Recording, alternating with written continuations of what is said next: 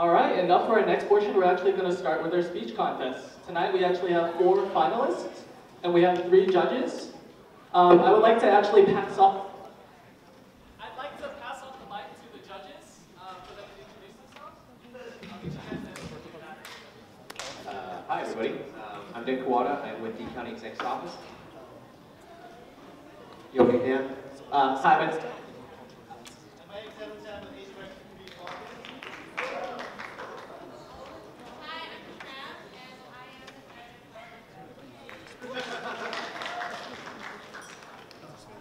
All right, first up, our first contestant is going to be Brandon Huynh.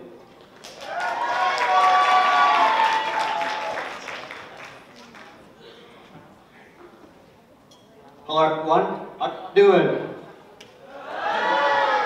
It's great to hear in my speech.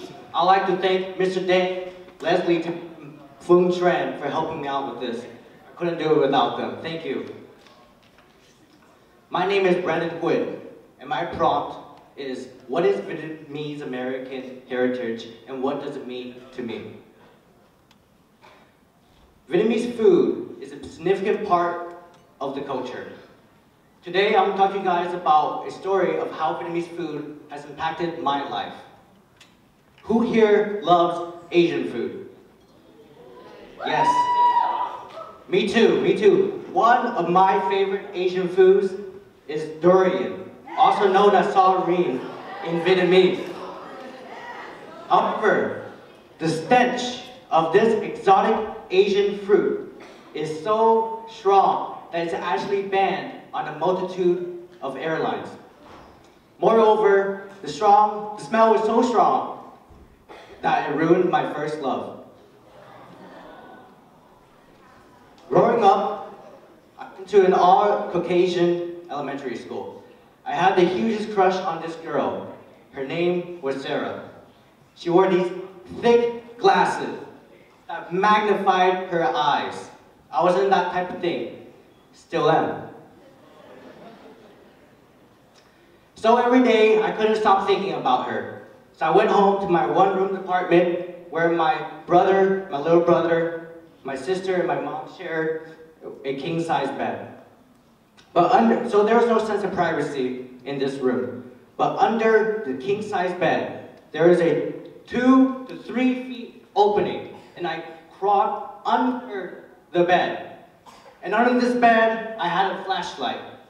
And I wrote love notes and love letters about Sarah. One day, I decided I want to man up. I want to talk to Sarah. I want to ask her out. So I did. I went up to her, and I said to her with the most nervous voice ever, Sarah, will you marry me? And she says yes.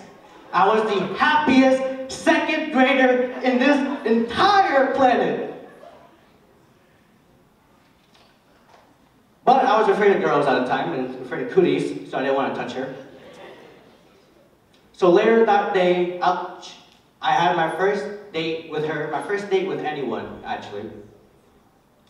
And we're sitting down at the lunch table. She's right next to me, right here. And I'm getting out my Scooby-Doo lunchbox my mom packs for me. And inside this lunchbox, there is cơm thịt nướng, my favorite Vietnamese food. It was my favorite then, and it's my favorite now. And dazzle on top of this rice and cơm thịt nướng is fish sauce and nước mắm, also my favorite seasoning. So, she's sitting next to me. I'm pulling out my cơm thịt nướng. And then she looks at me a little weird. She's eating her classic American peanut butter jelly sandwich. All my Caucasian friends to the left of me are also eating their sandwiches. And I'm eating my cơm thịt nướng. Nothing too interesting so far. Then I finished the meal. And then, on the side of my meal, my mom packs me dessert every day. She loves packing me this fruit. And it's called saurine, also known as durian in English. So, as I opened this Ziploc bag from the side of my lunchbox, her face, the look on her face, was extreme disgust. She looks at me, she pinches her nose, and she said, "Ew, you're nasty. Let's not anymore." That day, I went home and I cried. I went under my king-size bed where I was in the dark and I had my flashlight. I grabbed the love letters, the love notes I wrote for her, but I never gave to her, and I ripped it piece by piece. Since that day, I clearly remember for the rest of my second grade, I ate lunch alone in the bathroom because I was ashamed of my Vietnamese culture. Looking back at that moment now, I realized that I was privileged because I was able to experience both spectrums of Vietnamese and American food. While Sarah enjoyed her peanut butter jelly sandwich, I was able to enjoy both a peanut butter jelly sandwich and salary. Being both Vietnamese and American is a double-edged sword. We grow up in a society where we see mainstream media, movies, and pop culture talk about how parents and American parents treat their children with the utmost care. They ask their kids, "How was school?" They tell them, "I love you," every single night. With me and my mom, we didn't have the same level of communication. She didn't care about anything other than school. One day, I decided to ask her, "Hey Mom, what's your favorite color?" And then she yells at me, "UC Berkeley!" And I'm standing here, "No, Mom, I want to know what's your favorite color." And she's like, "Why do you care? Get good grade, then be doctor, then you care about color." I played middle school basketball and I did a little field sports in high school. Not a single time did my mom attend a single sporting event. So while all my friends had their moms and families cheering for them, my mom was at home focusing on other stuff.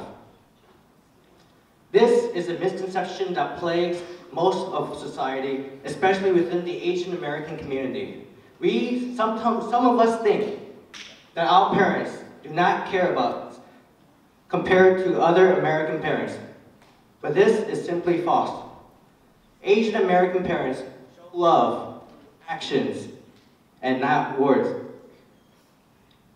Every day after work, my mom, she cleaned the house. Then, she taught me and my siblings math. Then, she cooked the most exquisite meals I have ever tasted. This happened every single day. But one day, August 22nd, 2014,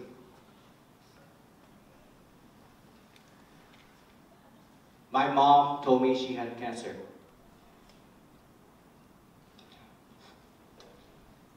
You see, Asian males in our family, and in most Asian males in most Asian American families, were told that they cannot cry.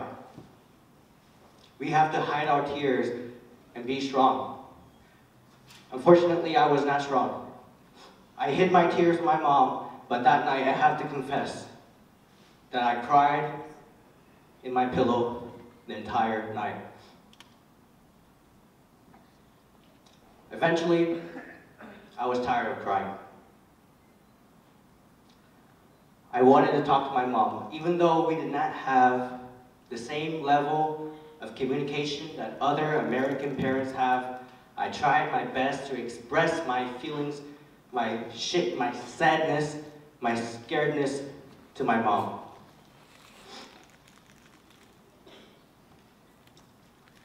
I told my mom, I asked my mom, Mẹ, con sợ. Con muốn giúp mẹ. Mẹ cần gì? And she gave me the most transformational response I have ever received.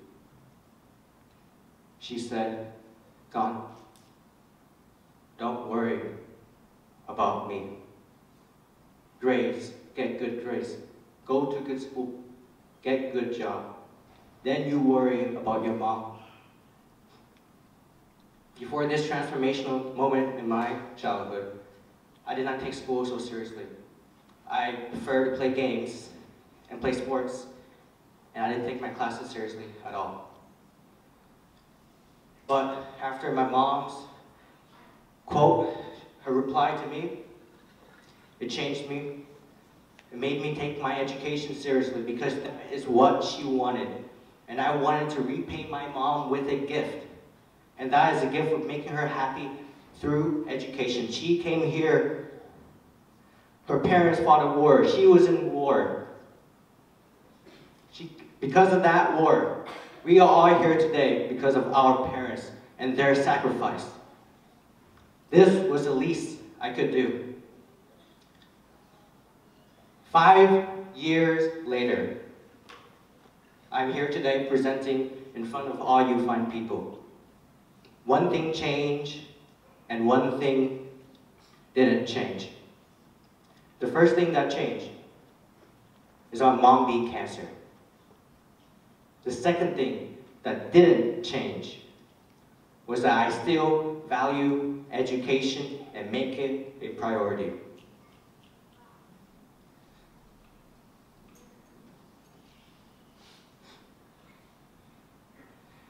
Even though Asian parents do not always show the same love as other American parents,